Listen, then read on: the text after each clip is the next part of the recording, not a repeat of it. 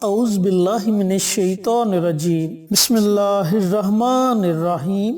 Asif Islamic T V کے پیارے دوستو، السلام علیکم ورحمۃ اللہ وبرکاتہ۔ اللہم صلی علی محمد وعلی آل محمد کما صلیت علی ابراہیم وعلی آل ابراہیم انک حمید مجید۔ اللہم بارک علی محمد وعلی آل محمد کما بارکت علی ابراہیم وعلی آل ابراہیم انک حمید مجید۔ میرے دوستو، میرے بھائیوں، میری بہنوں، رب کائنات جب امت کو بخشنے پر آتا ہے تو تحفے میں رمضان دیتا ہے۔ رمضان بہت ہی بابرکت مہینہ ہے اور ماہ رمضان کو عظمتوں، رحمتوں اور برکتوں والا مہینہ بھی کہا جاتا ہے۔ جس طرح دنوں میں جمعے کے دن کو اور آسمانی کتابوں میں قرآن پاک کو فضیلت حاصل ہے، اسی طرح 12 مہینوں میں ماہ رمضان کو بہت فضیلت حاصل ہے۔ ماہ رمضان کو 3 حصوں میں تقسیم کیا جاتا ہے۔ نمبر 1 رحمت، نمبر 2 مغفرت اور نمبر 3 نجات۔ پہلے عشرے کو رحمت کا عشرہ کہا جاتا ہے۔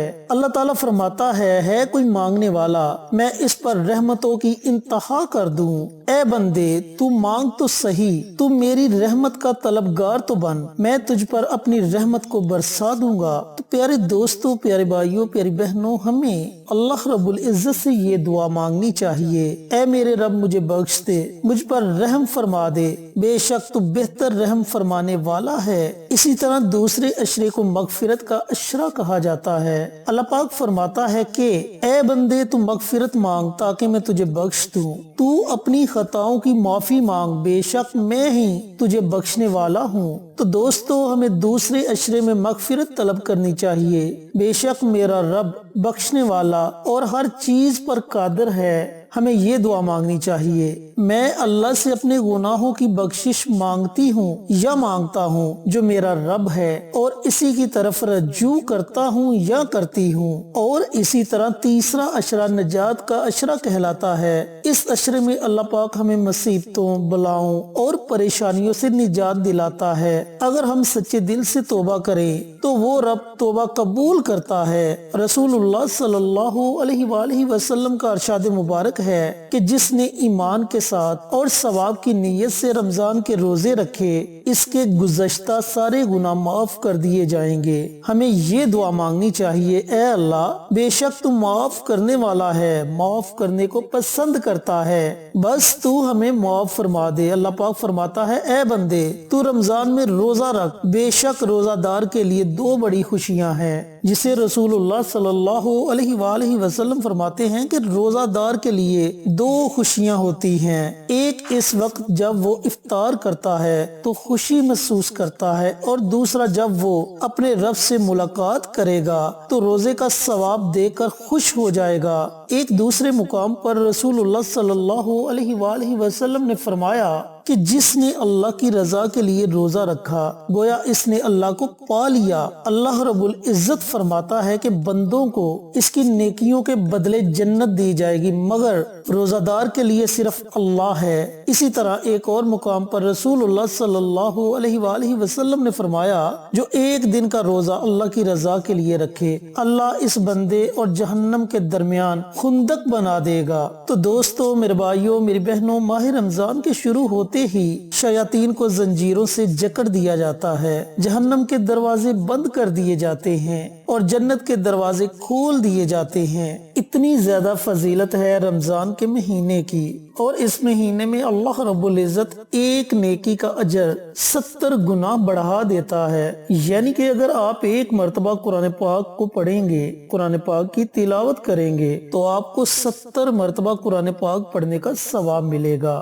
تو میرے دوستو، میرے بھائیوں، میرے بہنوں، آج میں آپ کے ساتھ 3 ایسی دعائیں شیئر کروں گا جنہیں آپ نے رمضان المبارک کے پہلے عشرے یعنی کہ پہلے 10 دنوں میں ضرور پڑھنا ہے۔ ان دعاؤں کی اتنی زیادہ فضیلت ہے، اتنی زیادہ برکات ہیں کہ آپ کا نصیب بدل جائے گا۔ اگر آپ کسی بیماری میں مبتلا ہیں تو اللہ تعالیٰ آپ کو صحت اور تندرستی والی زندگی عطا کرے گا۔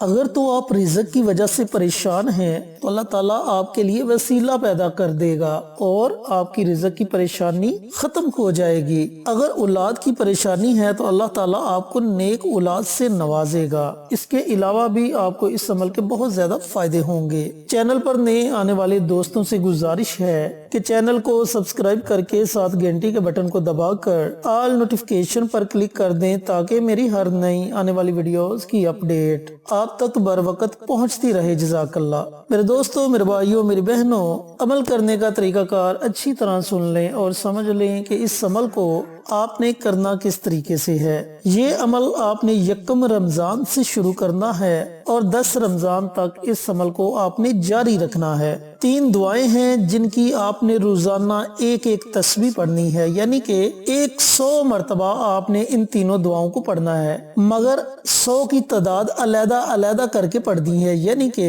ایک دعا پڑھی اس کو 100 مرتبہ پڑھنا ہے، دوسری دعا پڑھی اس کو بھی آپ نے 100 مرتبہ پڑھنا ہے، جب آپ نے تیسری دعا پڑھنی ہے تو اس کو بھی آپ نے 100 مرتبہ پڑھنا ہے۔ اب آپ نے کرنا یہ ہے کہ یکم رمضان المبارک کے دن پورا دن آپ کے پاس ہے، پوری رات آپ کے پاس ہے، جب آپ کا جی چاہے آپ یہ تینوں دعائیں پڑھ سکتے ہیں۔ سب سے پہلے آپ نے پیارے آقا سرور کائنات حضرت محمد مصطفیٰ صلی اللہ علیہ وآلہ وسلم کی ذات اقدس پر درود پاک کا نذرانہ پیش کرنا ہے۔ درود پاک آپ اپنی مرضی سے پڑھیں، 1 مرتبہ پڑھیں، 3 مرتبہ پڑھیں، 5 مرتبہ پڑھیں، یہ آپ کی اپنی مرضی ہے۔ اس کے بعد آپ نے 100 مرتبہ یہ دعا پڑھنی ہے، اللہم اغفر لی، اللہم اغفر لی، اے اللہ مجھے معاف کر دے۔ اس دعا کو آپ نے 100 مرتبہ پڑھنا ہے، یعنی کہ ایک تسبیح آپ نے اس دعا کی پڑھنی ہے۔ دوسری دعا جو آپ نے پڑھنی ہے وہ ہے حضرت یونس علیہ السلام کی دعا، لا الہ الا انت سبحانک انی کنت من الظالمین، جس کا ترجمہ کچھ اس طرح سے ہے کہ کوئی معبود نہیں اس کے سوا، وہ ذات پاک ہے، بے شک میں ظالموں میں سے ہوں۔ قرآن کی اس آیت مبارکہ میں اسم اعظم ہونے کے بارے میں کئی بزرگوں نے رائے دی۔ کوئی بھی آفت اور مصیبت کے وقت پڑھنے سے بہت فائدے ہوتے ہیں۔ جب حضرت یونس علیہ السلام مچھلی کے پیٹ میں تھے تو انہوں نے اسی دعا کو پڑھا اور اللہ رب العزت نے انہیں مچھلی کے پیٹ میں سے آزادی عطا کی۔ تو پیارے دوستو، پیارے بھائیو، آپ نے اس دعا کو بھی 100 مرتبہ پڑھنا ہے۔ تیسری دعا جو آپ نے پڑھنی ہے وہ یہ ہے، لا حول ولا قوة الا باللہ۔ اس آیت مبارکہ کے بارے میں رسول اللہ صلی اللہ علیہ وآلہ وسلم کا ارشاد گرامی ہے کہ یہ جنت کے خزانوں میں سے ایک خزانہ ہے، اور اس کا ترجمہ کچھ اس طرح سے ہے کہ میں اللہ کی مدد کے بغیر کوئی کام بھی کرنے کی طاقت نہیں رکھتا۔ تو میرے دوستو، میرے بھائیوں، میری بہنوں، اس دعا کو بھی آپ نے 100 مرتبہ پڑھنا ہے۔ جب آپ یہ تینوں دعائیں 100 مرتبہ پڑھ لیں تو آخر میں آپ نے پھر نبی کریم صلی اللہ علیہ وآلہ وسلم کی ذات اقدس پر درود پاک کا نذرانہ پیش کرنا ہے اور اللہ رب العزت کے حضور خصوصی دعا مانگنی ہے۔ 2 رمضان المبارک کے دن بھی آپ نے اسی طریقے سے اول آخر درود پاک اور درمیان میں ہر دعا کو 100 مرتبہ پڑھنا ہے۔